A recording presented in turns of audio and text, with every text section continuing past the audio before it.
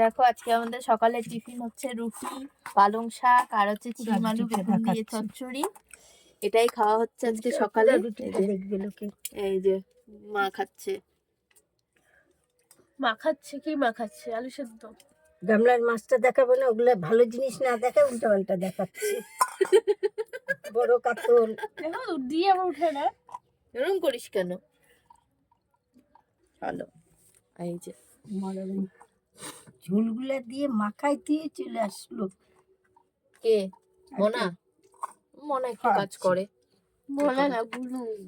বুনু এখান থেকে উঠাই না, তাহলে আমাদের হয়ে গেল। জন্য ভাত দই সে দুগু মনা মনা বলে।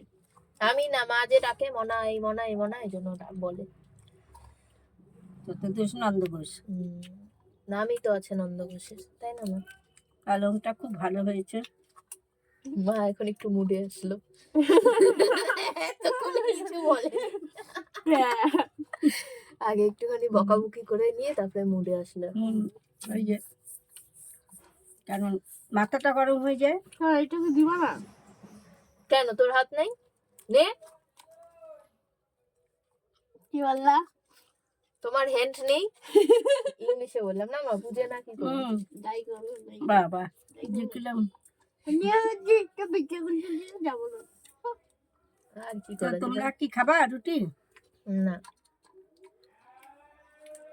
ডাকে মা। মাকে